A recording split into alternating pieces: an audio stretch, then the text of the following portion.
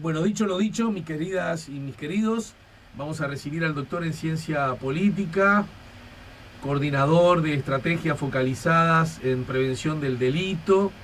Estamos hablando de Diego Sanjurjo. Diego Sanjurjo, con el que ya hemos conversado aquí en este mismo estudio, en esta misma mesa, ante este mismo micrófono en numerosas oportunidades, ahora en condición de integrante del actual gobierno, uno de los cuadros del Ministerio del Interior. Y el dato fundamental que ha servido como excusa para conversar con él tiene que ver con que, bueno, se dio a conocer los datos vinculados a la reincidencia penitenciaria, datos que el Ministerio del Interior diera a conocer días atrás. Así que ese y otros asuntos estarán en esta charla. Buen día y bienvenido, Diego. ¿Cómo estás, Ariel? Un placer estar acá de vuelta. Bueno, igualmente. Quiero, no pretendo, nunca lo hago, ocultar que nos une un vínculo ahí que ya tiene su tiempo, y además Diego es muy rico en cuentos. No tengo que venir más, mis visitas tienen que estar alineadas con la amistad, me parece. Bueno, está llenito de cuentos y siempre los comparte con mucha generosidad acerca de lo suyo, de su vida, del hecho de que también te ha tocado vivir en distintos lugares, y eso también enriquece la peripecia, ¿no? De hecho, recordémoslo, porque no hay por qué ocultarlo, más es algo público, ¿no? Vos sos uruguayo, pero viviste mucho tiempo fuera del Uruguay, ¿no? Sí, tal cual. Pasé gran parte de mi vida, parte de mi adolescencia en Perú primero, y después estudié en Alemania, después estuve haciendo posgrados y trabajando en España, en Madrid. Y luego además tuve como etapas donde viví en Brasil y un tiempito en Croacia. Ajá. Y después volví para acá de vuelta. O venía para acá cada tanto, así que sí. Parte de esa trazabilidad, con sus destinos incluidos, tiene que ver con decisiones que vos has tomado. Pero una primera parte de esa peripecia tiene que ver con decisiones que en realidad tomaban tus padres, ¿no? ¿Por qué? ¿Por qué implicaba tantos viajes? ¿A qué se dedicaban tu papá o tu mamá? O vamos, recordarnos eso. Mirá, nosotros tuvimos un cambio de vida bastante radical, año 97, cuando mi padre, él está jubilado, arquitecto, mi madre es profesora de literatura, vivíamos en el Prado. Mi padre, a través de un contacto, empieza a ayudar en obras de escuelas en África, a través del Banco Mundial. Y llega ahí, no sé ni cómo, pero llega ahí medio de paracaidista. Y esa primera experiencia muy rica le da lugar a otras que terminan con un ofrecimiento de trabajo en Lima, Perú. Y ahí nos fuimos toda la familia. ¿Pero vos qué edad tenías, por ejemplo? Yo tenía 9 años. Vos tenés hermanos, además. Sí, un hermano mayor. Sí. Ajá. Sí. Así que estabas en la primaria todavía y nos fuimos. Sí, no sé si fue de un día para el otro, pero seguramente no fue inmensamente planificado durante 3 años. No, fue realmente de un día para otro. Y fue un cambio radical porque son sociedades tan diferentes, ¿no? Era un trabajo de él de alto riesgo. En Perú había terrorismo en el momento todavía. Estaba Sendero Luminoso. Estaba acabando Sendero Luminoso, entonces vivíamos en una casa con medidas de seguridad, una cosa bastante rara, una sociedad que estaba completamente asegurada, por así decirlo, ¿no? Todo era como una cárcel, porque de vuelta habían bombas, ¿Estamos en qué año? Año 97. 97. ¿no? Habían posibilidades de secuestro. Y Perú también es una sociedad, como sabés, que lamentablemente no es como la nuestra, en el sentido de que la clase media casi que no existe. Hay un no sé, 70% de personas que tienen un nivel socioeconómico y sociocultural muy limitado, y luego una especie de élite, ¿no? Que es muy grande y que domina un poco todas las facetas de la sociedad, por así decirlo. ¿No? Y claro, nosotros también pasamos a ser de ese grupo, ¿no? Sí, claro. Entonces, uno pasa de un mundo donde, se siente que todos somos iguales, a un mundo donde, hay una persona que te ayuda en la casa y esa persona casi que no sabe leer ni escribir, ¿no? Casi que no ha ido ni a la escuela primaria. Y eso dificulta mucho también el contacto, ¿no? Por así decirlo, ¿no? Sí. Entonces, fue un cambio bastante drástico. Y el mismo cambio lo tuve de vuelta cuando pasé de Perú a Alemania. ¿También por una peripecia laboral de tu padre? No, en este caso porque yo gané una beca para estudiar allá. Ah, bien. ¿No? Ahí te fuiste Solo, digamos, ¿no? Ahí Con me tu fui familia. solo. Ah, bien, bien. Ahí el derrotero empezó a ser propio de decisiones tuyas, por decirlo así. Exactamente. No, pero claro, entre Perú y Alemania, yo creo que en cualquier ámbito, del ámbito que agarremos, son opuestos. No opuestos. Tanto en Hablemos de lo que hablemos, digamos. Sí, es decir, en todos los aspectos, lo material, lo cultural, también lo social, ojo, ¿no? O sea, el peruano, yo tengo muchos amigos peruanos, por supuesto, de esa época, son personas muy alegres, mucho más alegres que nosotros seguramente, y claro, el alemán es increíblemente frío, ¿no? Entonces, son como dos sociedades realmente muy distantes, ¿no? Y luego, años más tarde, cuando termino la licenciatura, comienzo una maestría en Cooperación Internacional para el Desarrollo en Madrid, que es como volver un poco al medio de ese continuum, ¿no? Claro. Y es una sociedad mucho más cercana a la nuestra, ¿no? Sin duda. Yo en España, en Madrid, me sentí en casa desde el primer momento, me sentía muy cerca de Uruguay, y ahí estuve varios años más haciendo 2 maestrías, empecé a trabajar, empecé a dar clase, terminé haciendo una beca completa para hacer un doctorado. Y bueno, y en el medio de todas esas peripecias siempre quería volver a Uruguay, ¿no? Y de hecho en 2013 vuelo a Uruguay, me mudo para acá, me ofrecen un trabajo en Cifra con el Sordo González, me ofrece un trabajo muy bueno. ¿Qué año dijiste? Año 2013. Un trabajo muy bueno que me parece muy atractivo, que por fin me permite volver a mi país. Yo toda la vida realmente, vos lo sabés, siempre de alguna forma me preparé para volver a Uruguay a trabajar en seguridad, aunque parezca rarísimo lo que estoy diciendo, pero siempre me preparé para eso. El Sordo González me ofrece un trabajo y cuando voy el primer día a firmar el contrato, me ofrecen desde España una beca completa de doctorado y yo la quiero rechazar. Y es el Sordo González que me dice: de ninguna manera, vos te vas, yo te guardo, digamos, el puesto y en 5 años volvés. Claro, ahí el Sordo actuó como un padre, ¿no? Sí, tal cual. Porque entendió que era una oportunidad única. Esta oportunidad es única, nunca la vas a tener en Uruguay. Recordemos, una beca total implica que solo estás allí para estudiar y por lo tanto tenés, ¿o no? No, también tenés que ser profesor en la universidad. No, perdón, claro. pero no. Pero, lo dije desde el otro lado. Que implica el espacio para el estudio, las clases que te asignan, pero en ese contexto tenés resuelto lo material, claro, dónde vivir, qué comer, con qué ropa abrigarte, totalmente, sí. eso, ¿no? En una muy buena universidad, era una realmente visto desde hoy, una oportunidad que no podía haber rechazado, pero yo estaba listo para rechazarlo. Y ahí es donde hiciste el doctorado, digamos. Exacto. Ahí hice el doctorado en la Universidad Autónoma de Madrid, ahí empecé a dar clase también en la Universidad Carlos III de Madrid. ¿Clases en qué área? Digamos, tus alumnos que eran estudiantes de grado, de posgrado, y cuál era tus cátedras de qué eran, tus materias, digamos. Ambas cosas, grado y posgrado, y tenía que ver siempre con políticas públicas y a veces políticas públicas enfocadas en la seguridad o de criminología, ¿no? O sea, alumnos de criminología que yo les daba clases de política de seguridad, ¿no? Y ahí como que bueno, una vez que uno ya tiene el doctorado hecho y uno empieza a entrar en esos ámbitos académicos, bueno, te volvés profesor visitante en Sao Paulo, o como dije antes en Croacia, o en Alemania, en otros lados, ¿no? Como que ya se amplía el marco del trabajo, por así decirlo. Ajá.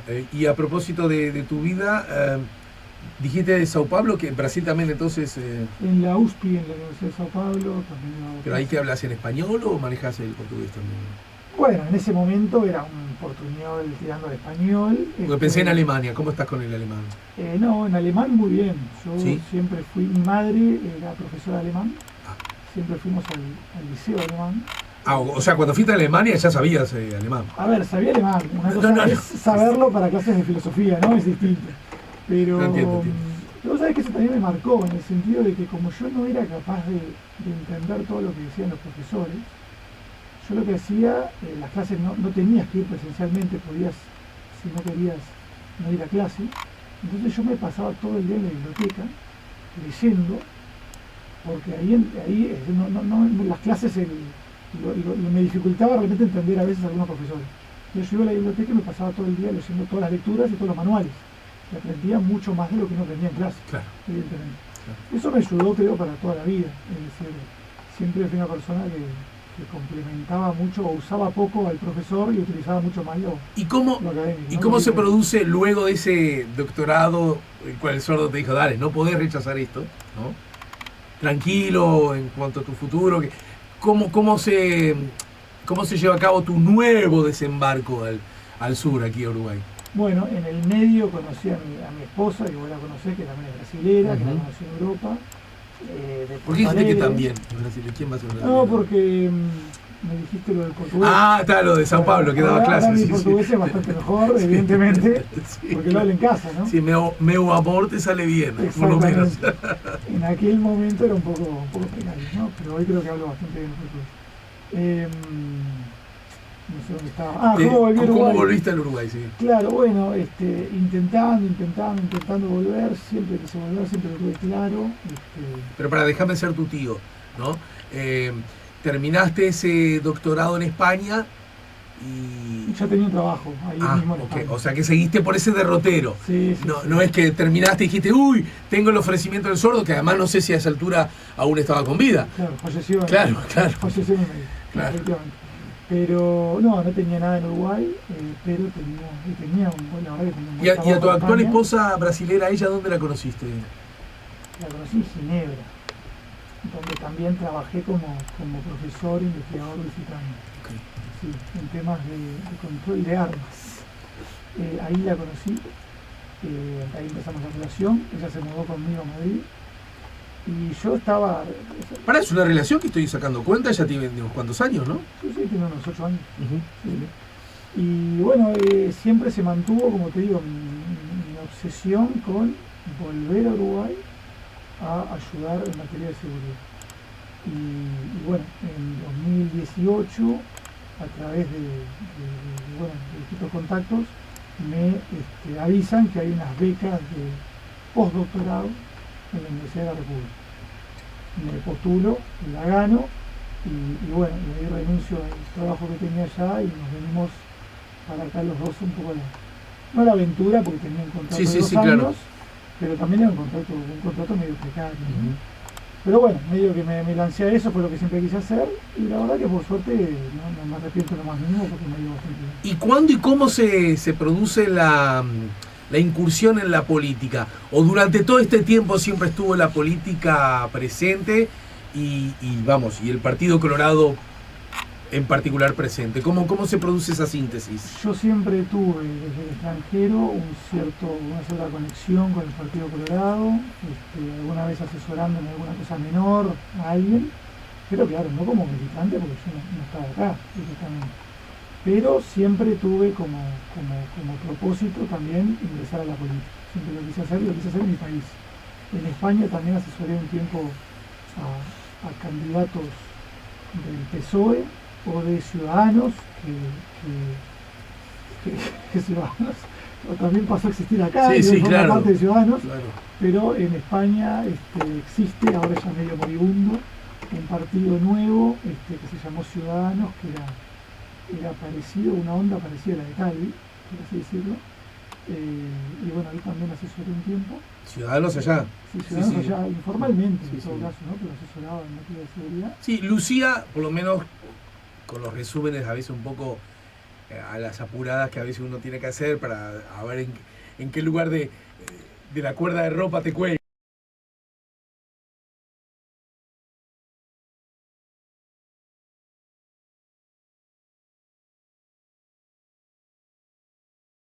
Es decir, hubo un momento en la política española. Igual que Talvi. Claro, hubo un momento en la política española que. Fue una picardía de mi parte, no sé si la advertiste. Sí, se da una crisis brutal del sistema partidario. Nace Podemos, que era un partido un poco quizás populista de izquierdas, y un partido más de centro-derecha que Ciudadanos. ¿No? Ambos hoy están casi desapareciendo, ¿no? Les fue muy mal. Pero en su momento tenían mucha atracción. Y bueno, yo ahí informalmente algunos candidatos los asesoraba en ciertos temas, ¿no? Bueno, vuelvo a Uruguay, en todo caso 2018, ya me mudo definitivamente por suerte a Uruguay, y ahí yo te diría que a los pocos meses ya voy a la casa del Partido Colorado a decir, bueno, quiero participar de la forma que sea, ¿no? Y ya en la primera reunión con Talvi, en ese caso, en la primera reunión él me dice, che, te preciso, quiero que seas mi vocero de seguridad.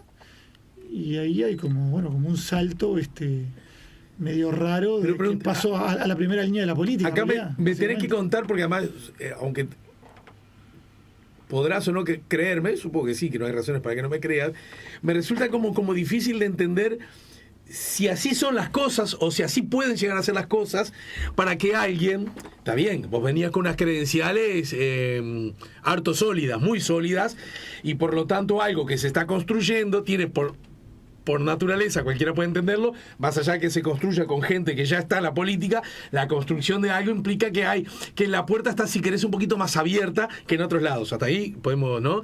Lo digo porque llegaste como sin tener ese desarrollo, sin haber pasado embarrándote los pies en la política literal y metafóricamente y literalmente, que alguien que pretende ser candidato a la presidencia de la República te digo, vení para acá, te necesito, sentate al lado mío para estos temas. Así tan derecho, tan fácil, así son las cosas, pero no lo pregunto con juicio de valor, simplemente con genuina curiosidad.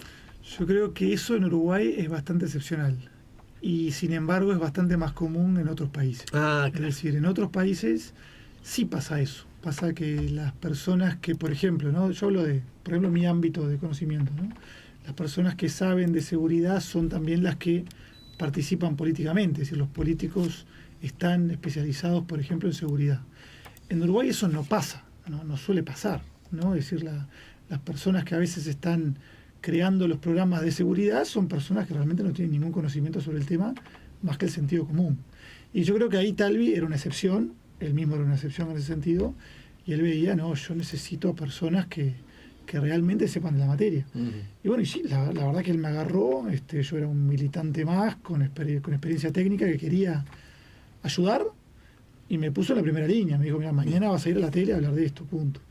Y bueno, y digamos que eso ha continuado, y creo que ha ido creciendo. Llegan las elecciones, gana lo que hoy conocemos como la coalición multicolor, ¿no es cierto?, integrada por el Partido Colorado, uno de los dos socios fundamentales para que el gobierno pueda transitar, es decir, el otro es Cabildo, en esa rara, porque Uruguay tiene, hablo con un politólogo, no estoy diciendo nada nuevo, pero Uruguay tiene una trayectoria relativamente desarrollada de coaliciones, pero esta sí luce con unas excepciones únicas y sin antecedentes, ¿no es cierto? Más de un socio necesario, un actor nuevo en la política como Cabildo Abierto, etcétera, etcétera, etcétera. Y en ese contexto se produce que entonces vos, experto en seguridad, 2 más 2 es 4, ibas a estar, porque el Partido Colorado, por lo que acabamos de decir, va a estar en el gobierno, ibas a estar vinculado a los temas del Ministerio del Interior. Parece ser como... Sí, ¿que era previsible o no tanto? No, era previsible en mis intenciones, en las intenciones del Partido Colorado. Pero yo entro al ministerio por llamado. O sea, yo justo durante la campaña se abre un llamado muy interesante. ¿Durante la campaña? O sea que gobernaba aún el Frente Amplio. No, perdón, a los pocos meses después. Bueno. A los pocos meses después. Pero sí, es decir... sí, no sé ni cuándo fue esto, cuándo estoy hablando. Pero hubo varios llamados para... consultores de un programa que se llama Programa Integral de Seguridad Ciudadana, que está medio camino entre el BID y el Ministerio del Interior. Y son todos consultores externos. Medio camino entre el BID, para que la gente no quede afuera, que está financiado un poco por el BID y un poco por el Estado uruguayo, digamos. Exactamente, es decir, es un préstamo del BID. Bien. Y las personas que trabajan ejecutando ese préstamo tienen que ser consultores, ¿no? Que pasan por los filtros del BID y del Ministerio del Interior. Y bueno, ahí éramos 3 personas, yo gano uno de esos llamados, y ahí entro como un técnico totalmente ajeno a lo político, en ese caso, sí, al Ministerio del Interior. Y bueno, y eso fue hace 3 años y he ido creciendo.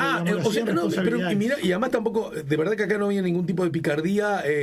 Vos decís que estás donde estás hoy día, uno de los cuadros del gobierno en cuanto a las políticas de seguridad y en particular a las políticas de prevención del delito, hasta ahí voy bien, ¿no? Sí. No en el marco de la gestión política y por lo tanto la necesaria y legítima cuotificación política, sino por tu condición de haber ganado un concurso. Exacto. Sí. Exacto. Pará. Entonces, ayúdame a entenderlo porque quiero que hablemos en particular, mira todas las cosas que... ¿no?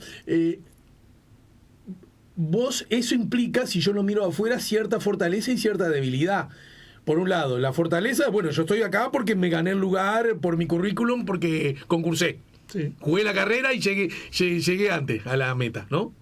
Y eso siempre es una fortaleza.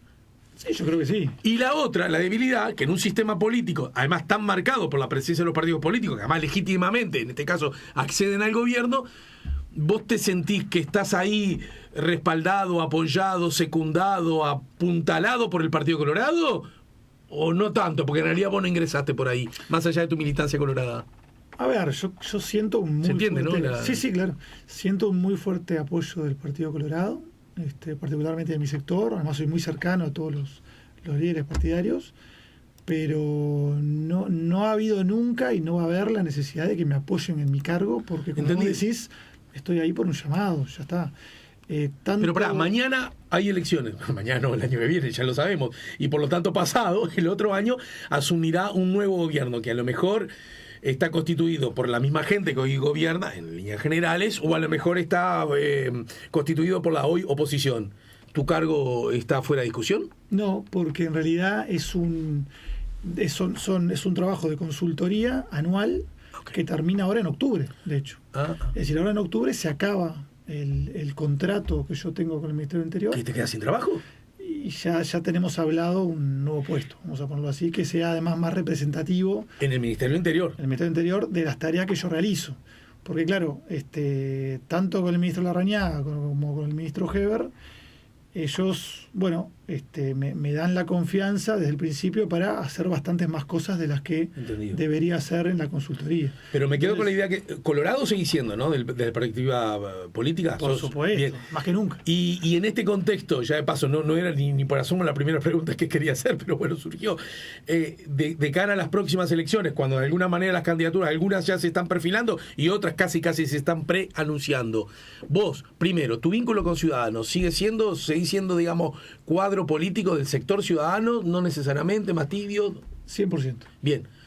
Por lo tanto, el actual presidente del CODICEN parece ser que sería tu candidato a la presidencia. A mí me gustaría mucho que fuera Rodolfo Silva. Sí. Es decir, es una decisión que tiene que tomar él, pero yo la apoyo. Me parece que sería un candidato excelente para nuestro sector, para nuestro partido y para el país. Al principio, vos sabés que es un tema que ahora está mucho en las noticias, por eso lo comento, ¿no? Pero el hecho de que se tenga que ir de la ANEP cuando está liderando una transformación educativa, para mí siempre fue un problema, y me fui convenciendo en los últimos meses de que no lo era así en realidad, porque lamentablemente la oposición que tiene la transformación educativa, la reforma educativa, yo con pena me he llegado a convencer de que es puramente política. Uh-huh. Y que no hay nada que él pueda hacer para convencer a quienes se oponen. No hay nada que él pueda hacer. Entonces tampoco tiene mucho sentido que se quede más tiempo. Al revés, lo que para mí es una absoluta prioridad de este país, ya de la supervivencia de este país, es que se reforme la educación pública. Entonces, si el próximo gobierno lamentablemente quiere tirar atrás todos los cambios que se han hecho, para mí realmente es muy grave. Por eso sí o sí tenemos que, desde mi punto de vista, volver a ganar el gobierno. Uh-huh. Y si pudiéramos tener un presidente que es maestro, que es especialista en educación, cuya única prioridad en la vida es la educación pública, para mí sería excelente. Bien. Sobre esto último que dijiste podríamos hablar horas, pero no quiero perder más tiempo porque quiero que hablemos de reincidencia penitenciaria, ¿sí? ¿Te parece bien? ¿Lo hacemos luego de la pausa? Con mucho gusto. ¿Sí? Estamos poniendo la mañana en camino, estamos conversando con Diego Sanjurjo. A propósito de la reincidencia, se dieron a conocer semanas atrás algunos números, algunos datos, y lo primero que hay que decir que es un estudio que, Diego, no tiene antecedentes en Uruguay, ¿no es cierto? Datos que no hay con qué compararlos porque no se tenían, ¿verdad? Me gustaría ser el suscriptor que rompa ahí la... Bueno, vamos arriba. Récord, ¿no? Mira, lo podemos hacer con el numerito, ¿lo tenés ahí?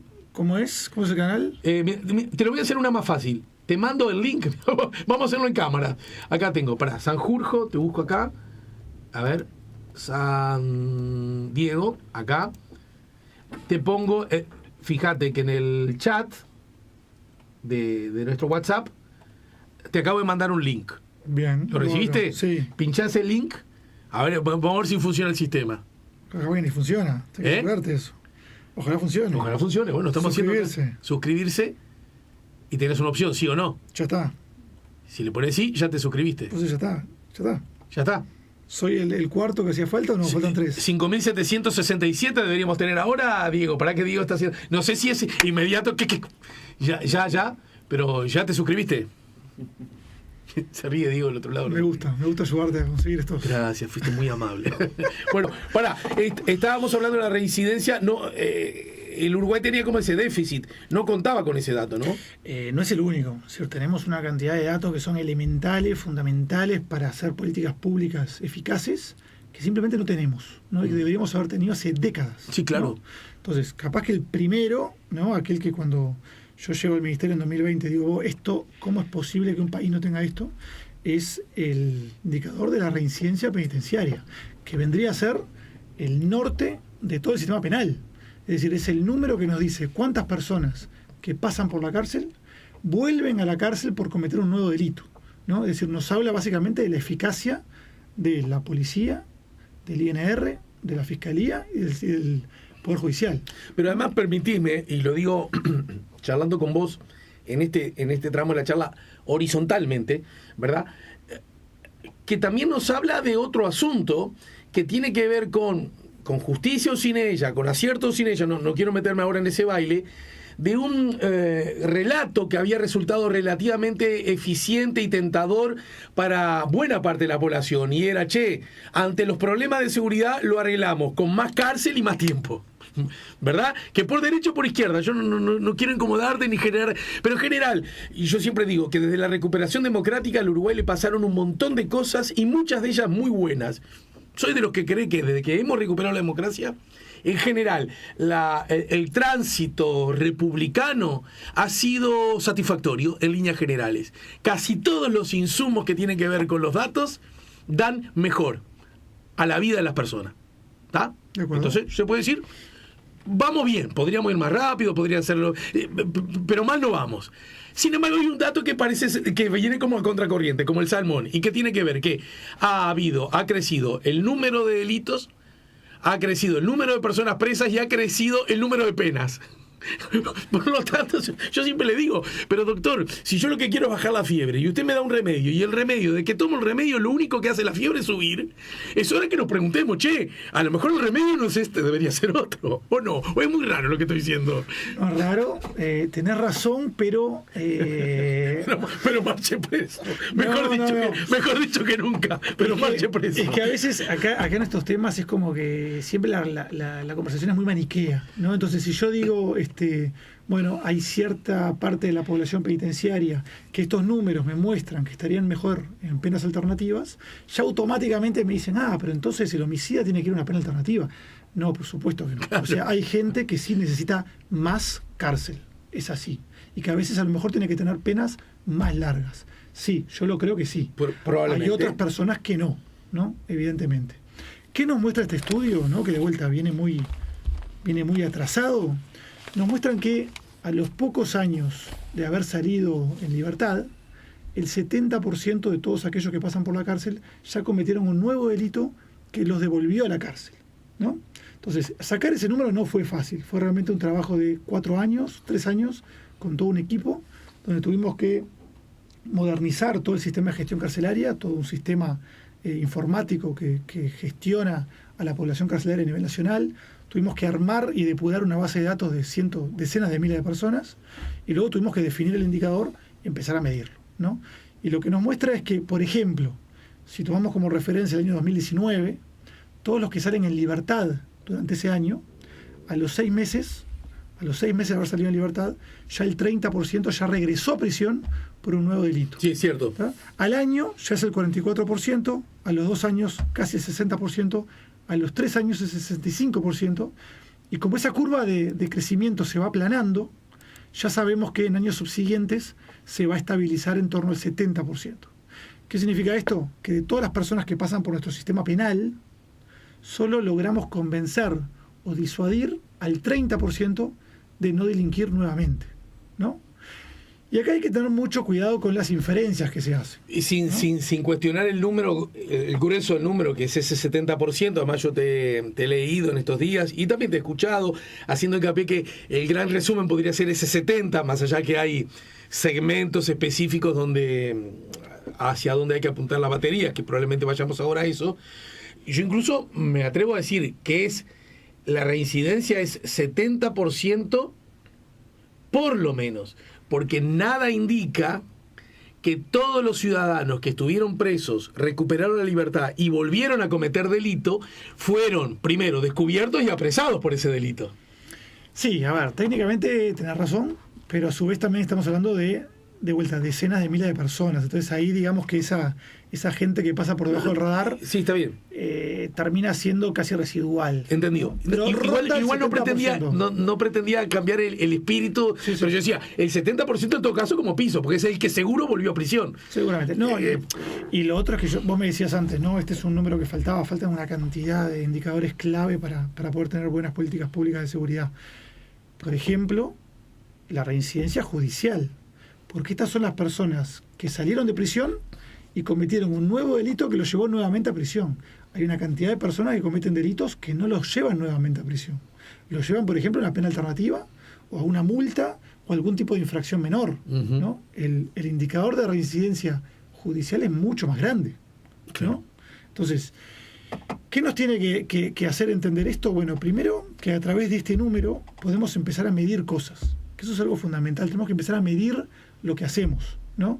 Hacemos un programa de tratamiento en no sé dónde, y si somos el gobierno de turno decimos que es un éxito, si somos la oposición decimos que es un fracaso, y dependiendo de lo que pase lo continuamos o no. Claro. Tenemos que empezar a medir si baja o no la reincidencia. Todo lo que hace el Ministerio del Interior, la Fiscalía, el Poder Judicial, tiene que servir para bajar ese indicador, si no, no nos sirve. Entonces, yo tengo que lograr llegar a un punto donde tenga un indicador de reincidencia para cada módulo penitenciario, para cada programa, para cada cosa que hacemos. Y empiezo a reforzar aquello que ayuda en la reincidencia y empiezo a dejar de lado o cambiar aquello que lo empeora, ¿no? Evidentemente. Exacto. ¿No? Pero entonces, Sanjurjo, a ver si entiendo bien. Hay una persona que cometió un delito lo suficientemente importante como para que el sistema entienda que tiene que marchar a prisión. Sí. Que ahí podríamos abrir como un segmento de rediscusión si todos esos delitos de una prisión realmente deberían ir a prisión, pero solo por hoy lo dejamos aparte de esa discusión. ¿No me acuerdo? Ahí me parece, es una obviedad lo que estoy diciendo, no es ninguna brillantez, que a ese individuo le tienen que pasar dos cosas. Una, en prisión, es decir, que vive una experiencia de determinadas características para A, no querer volver, B, recibir insumos de algún tipo, de varios tipos, lo suficientemente eficientes como para que les sirvan. Ahora, para ir al otro segmento de la charla, es que cuando deje la prisión pueda cambiar su conducta y sus hábitos. ¿Estamos de acuerdo? Estamos de acuerdo. No parece haber mucho más que eso, ¿no? Bueno, la segunda, es decir, recibir insumos que le permitan cambiar de vida una vez que salga, hoy por hoy lo reciben una pequeña minoría, ¿no? Es decir, ¿de qué estamos hablando? ¿De estudios? Estudio, trabajo, tratamiento de adicciones, tratamiento de salud mental. Es una población que combina todos estos problemas, ¿no? Es decir, son pocos los que simplemente dándoles un poco de habilidades laborales pueden salir y tener un trabajo, porque además son adictos a las drogas, porque además vienen de un contexto de marginalidad, no son capaces de convivir de manera pacífica con otra gente. Es decir, hay que darles como que todo un paquete integral que es bastante caro, ¿no? Esa es la realidad. Entonces, hoy... todo eso cuesta mucho dinero, digamos. Sin duda, cuesta recursos, humanos y materiales. Ahora, lo segundo que vos dijiste que hay que darles, no lo reciben. Y lo primero, eso de que hay que hacerles la transición por la cárcel de una forma que no quieran volver, ¿no? Digamos que la mayoría de los presos, o muchos presos, los que más reinciden, ya tienen una calidad de vida en la cárcel que no puede ser más baja. O sea, no pueden estar peor en prisión muchos de nuestros presos. Claro. Y sin embargo, no tienen problema en volver al poco tiempo. ¿Por qué te digo esto? Porque una inferencia de este estudio podría ser, bueno, entonces lo que hay que hacer es que la experiencia en prisión sea todavía peor, ¿no? Porque parece que se ríen de lo fácil que es el paso por prisión, ¿no? Habría que hacerlo más largo y más terrible, ¿no? Bueno, ese es un discurso que está explícito o implícito en los que entienden que, y si un poquito mal la pasan, no pasa nada, porque entre otros casos, de ese modo escarmientan. Claro. Lo escuchamos constantemente, ¿no? Esa idea de que, bueno... Exactamente, ¿no? ¿Qué vamos a meterle plata si total... Capaz que más largo, mirá, ahí todavía hay un argumento que dependiendo de la pena y dependiendo de ciertas cosas se podría plantear. Incluso quizá tener más tiempo para trabajar con ellos, si pudiéramos trabajar con ellos. Eso es un tema. Peor no pueden estar. Es decir, realmente estamos hablando de personas a las cuales pasar hambre, frío y violencia no les cambia la vida porque cuando son libres están en la misma o peor situación. Pasan hambre, frío y están sometidos a violencia. Exactamente, ¿no? Entonces, ¿para qué tiene que servir esto? Te voy a poner un par de ejemplos, ¿no? Ahora, a fin de año, queremos poner en marcha un nuevo programa, que es que vamos a convertir un módulo del EPS-CONCAR, el módulo 9, lo vamos a transformar en una clínica de adicciones. Es decir, va a ser un lugar donde vamos a, entre comillas, aislar a unos 200, 300 presos y les vamos a dar, por primera vez en nuestro país, un tratamiento integral de drogadicción. ¿Por qué? Porque lo que nos muestra la evidencia internacional en todas partes es que simplemente darles tratamiento de adicciones puro y duro a estas personas con estas carencias no funciona. Ajá. Vos tenés que darles, a su vez, educación, habilidades laborales, tratamiento de salud mental, una especie de vida en convivencia que los ayuda a entender cómo vivir una vez que salgan para afuera. ¿Está bien? Y eso es bastante complejo. Entonces, se lo vamos a dar a un grupo limitado, unos 200, 300 presos.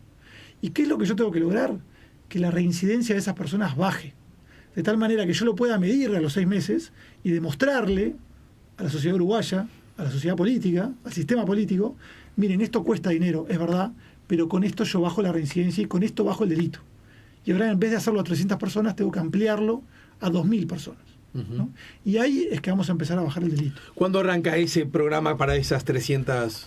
Ahora, fin de año, principio del próximo año. ¿Y que son personas que cometieron qué tipo de delitos, que están alojadas, en qué tipo de cárceles, dónde? Y bueno, eso lo tendrán que decir los técnicos, ¿no? Especialistas en esto. Pero son personas que voluntariamente se van a postular para formar parte de este programa piloto. Pero en todo caso son personas que cometieron delito, para decirlo groseramente, bajo los influjos del vínculo patológico con las drogas. Y es que son la mayoría, son la gran mayoría. O sea, la gran mayoría de nuestras personas que están presas tienen una adicción o un problema de consumo problemático de drogas, ¿no? Y vos cuando el consumo problemático de drogas es de pasta base, en muchos casos no es curable.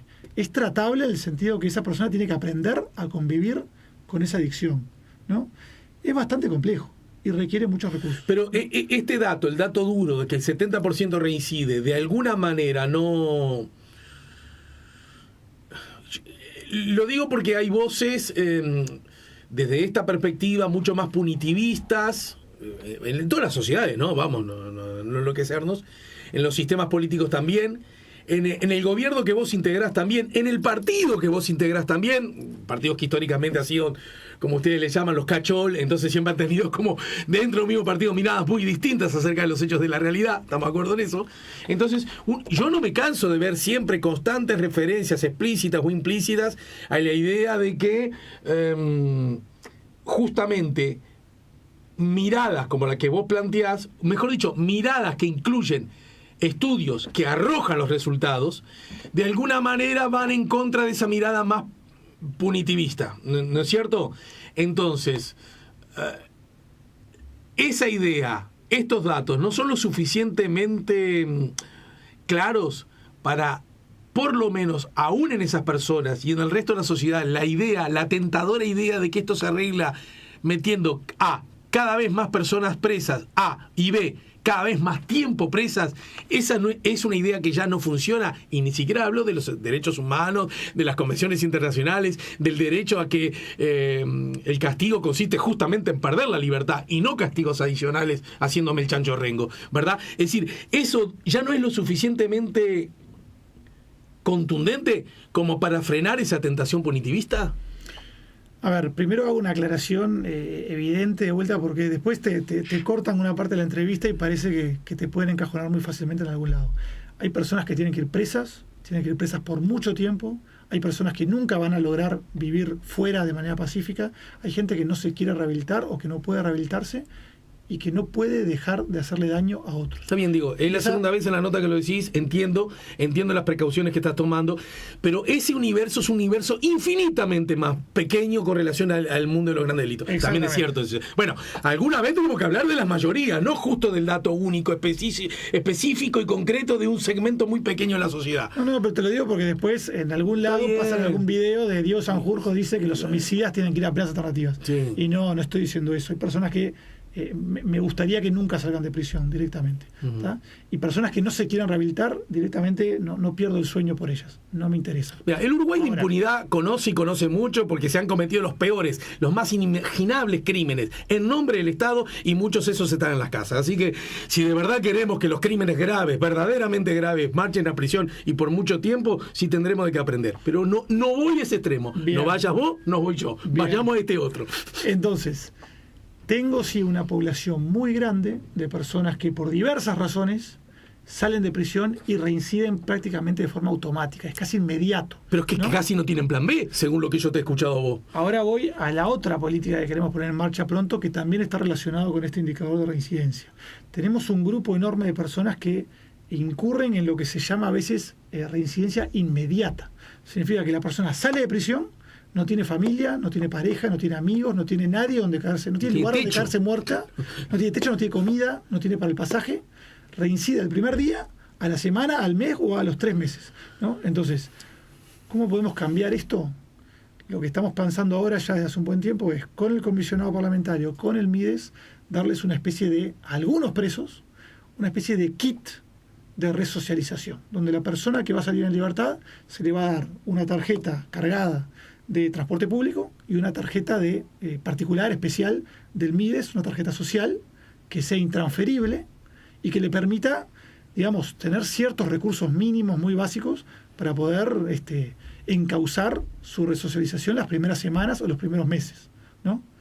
Esto en otros países del mundo ha demostrado eficacia para bajar la reincidencia, ¿no? Darle a esa persona medios como para que los primeros meses, las primeras semanas, pueda quedarse en una pensión y conseguir un trabajo. Eso.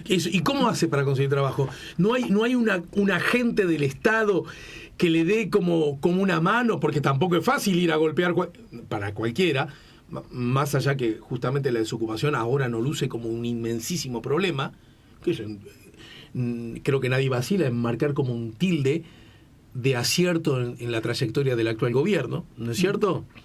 En ese contexto digo, pero ya sabemos que si a cualquiera le resulta difícil, a uno que salió de la cana, más difícil le va a costar, porque tiene que vencer los prejuicios propios y el que recibe también. No hay como un actor intermedio que oficie, que ayude, que encuentre. Otros países seguramente ya deben estar estas experiencias. Hay, y nosotros también. Es más, creo que el Uruguay la tuvo en algún tiempo. Creo que lo comunicamos mal y poco, pero el MIDES ha lanzado hace poco toda una red de oportunidades que son toda una cantidad de empresas que se comprometen a contratar a personas y el Estado le devuelve el 85% de esos salarios. Pero yo salgo de prisión y vos, que sos el Estado, el MIDES en este caso, me pone en contacto con esa empresa que se ve beneficiada a su vez desde el punto de vista de los impuestos para que me tome un tiempo a mí, y si yo ando bien y me destaco y le agarro el gusto y tiqui tucu tucu, ahí puedo avanzar. Sí, es decir, ¿eso está ocurriendo? Tenemos esos programas, los hemos lanzado durante este gobierno, son insuficientes, por supuesto que son insuficientes porque hay miles de presos que salen cada año libres, ¿no? Pero tenemos toda una política que se presentó hace, capaz que me equivoco, 2 meses. Es decir, si vos sos una empresa que se suma a este programa, se llama Red de Oportunidades, el Estado te subvenciona el 80% de ese salario durante creo que 6 meses. O sea, más que eso no se puede hacer realmente. Es una política muy yo me animo a decir desde afuera que no es poco tampoco. Que no es poco. Nos aseguramos que una persona tiene laburo. Y yo imagino que si en el taller anda bien, se me ocurrió un taller, pero anda bien ese muchacho o esa muchacha, se gana legítimamente una confianza, a lo mejor después el empleador decide, bueno, ahora que me toca pagarle el salario entero, que el muchacho siga, ¿no? Exactamente. Pero ¿qué es importante acá también? Que fue lo que te dije antes. Yo tengo que hacer ese tipo de programas evaluándolos. O sea, yo tengo que tener un grupo de control y tengo que ver si realmente ese programa me sirve para bajar la reincidencia. ¿Por qué te digo esto? Porque en este país y en materia de seguridad tenemos que dejar de tirar programas, no evaluar nada y decir el gobierno de turno diga que es exitoso y la oposición diga que es un fracaso, ¿no? Si ese programa, ese kit de resocialización, a los 6 meses no me demuestra que esas personas reinciden menos, entonces no sirve. Tengo que cambiarlo, tengo que dejarlo, tengo que hacer algo. Ojalá cambiarlo para mejorarlo. Pero yo tengo que empezar a medirlo todo, porque si no, estoy tirando la plata a la basura, que es lo que se hace en gran medida en el Estado uruguayo. Tenemos que parar de hacer eso, tenemos que medirlo todo. Alcanzaría con medir. Lo que pasa es que resulta tan obvio que hasta da vergüenza un poco decirlo, ¿no?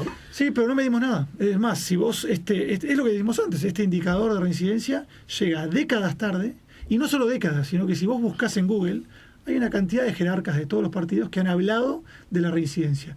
Y tiran cualquier número. Cualquier número. De todos modos, a mí me parece que la idea de que la reincidencia era alta era como una verdad sabida, conocida, ¿no?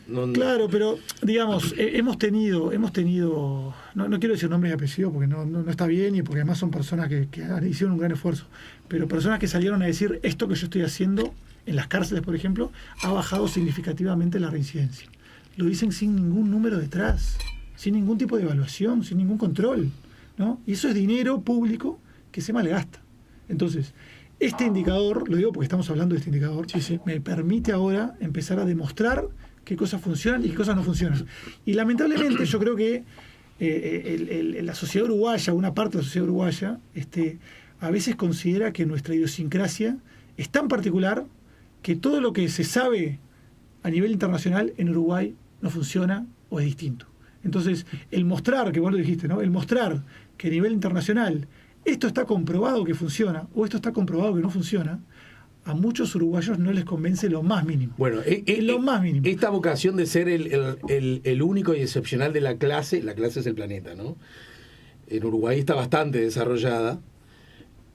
Vos levantaste el centro y yo entré a cabecear, al punto tal que en el mundo entero, durante la pandemia, los índices de criminalidad bajaron y acá el querido y apreciado, lamentablemente muerto ministro Larrañaga, decía que habían bajado por las eficientes políticas del gobierno. Yo no quiero ponerte en un lugar incómodo a vos por quién sos y por dónde estás, pero era una cosa así. El mundo a todo le pasó algo. Al Uruguay justo es el que le pasa algo distinto porque lo estamos haciendo bien.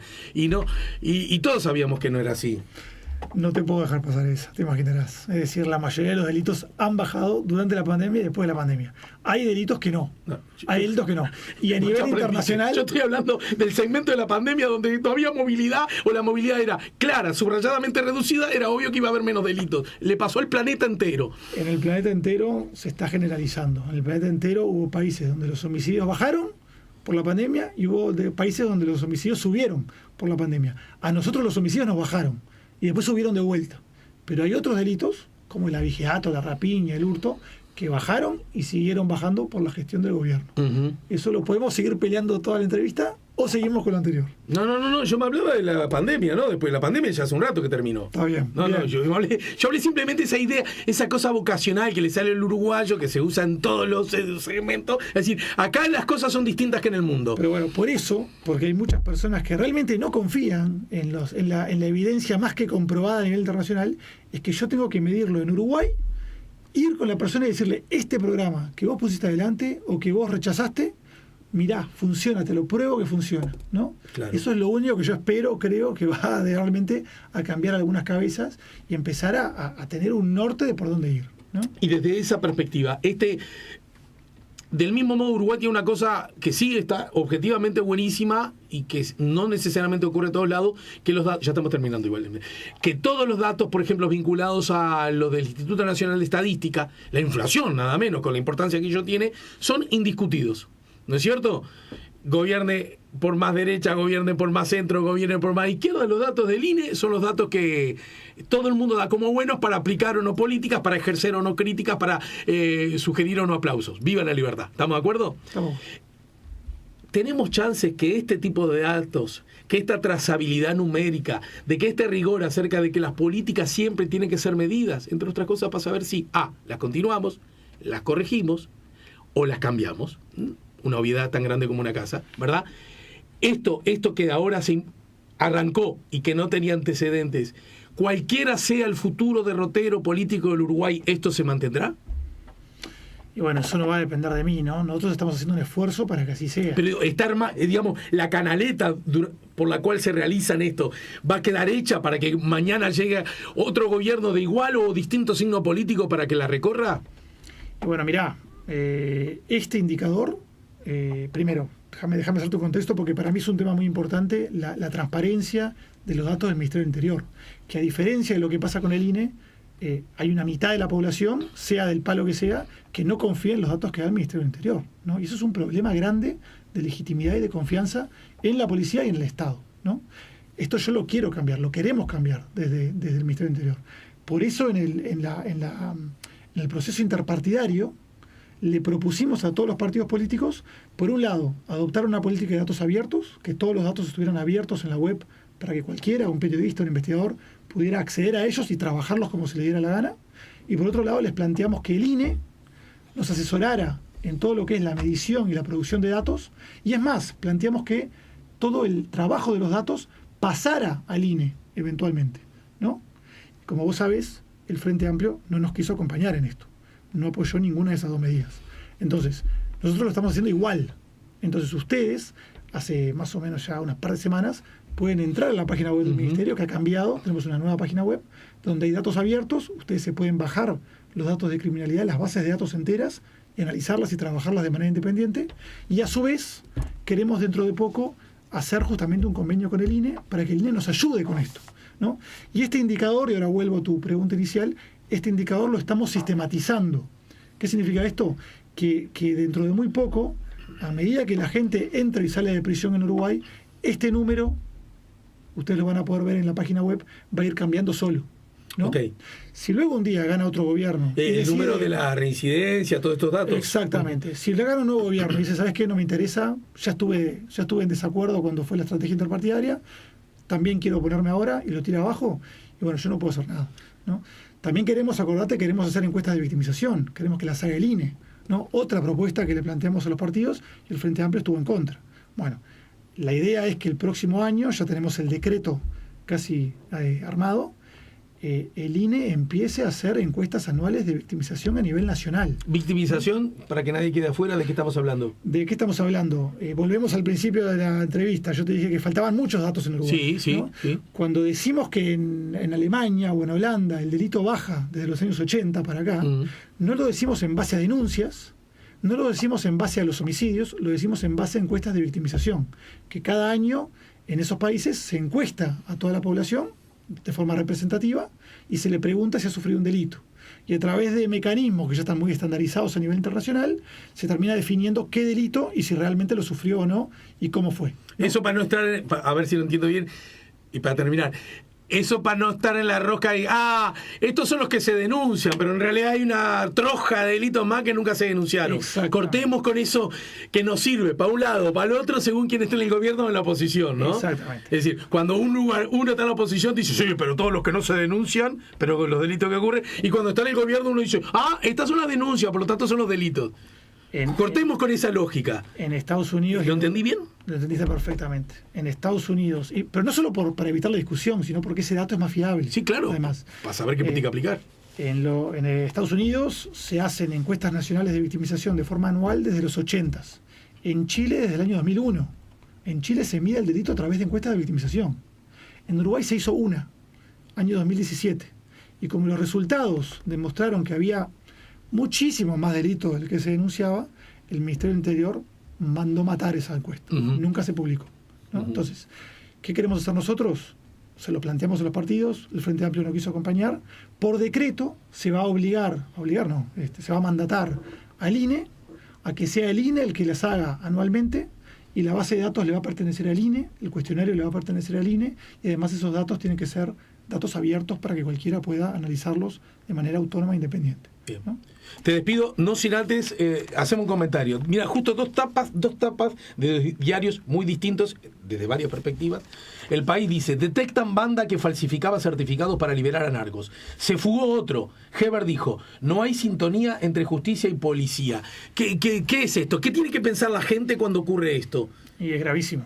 Es decir, tenemos una especie de problema enorme, y acá esto lo digo con cuidado porque es obviamente otro poder, pero tenemos un problema enorme donde hay abogados y hay peritos, al parecer, y profesionales que son corruptos, es decir, que se han dejado corromper por delincuentes, por narcos. Pero eso es una cosa y otra cosa que el juez o la jueza de turno diga o a mí me ganó el narcotráfico o a mí me amenazó el narcotráfico, porque son las dos posibilidades, y por lo tanto me doy el chanchorrengo y le doy la libertad, le doy la prisión domiciliaria.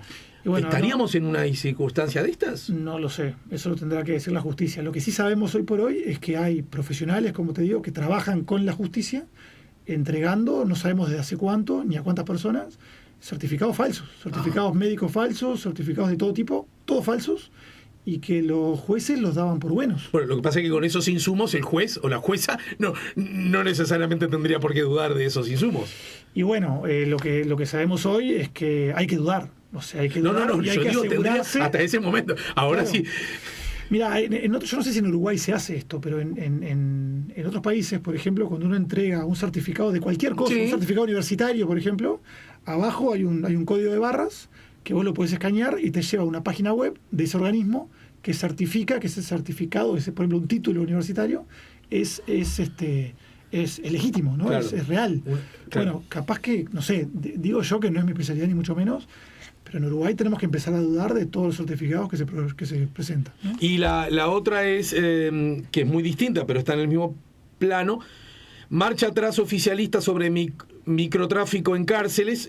¿Se acuerdan? Hay acuerdo para dejar sin efecto mediante un aditivo en la rendición de cuentas que se está tratando en el Senado, el aumento de pena que se incluyó en la LUC y que llevó a la cárcel a gran cantidad de mujeres, aquello que en su momento fue tan discutido y por mucha gente tan cuestionado.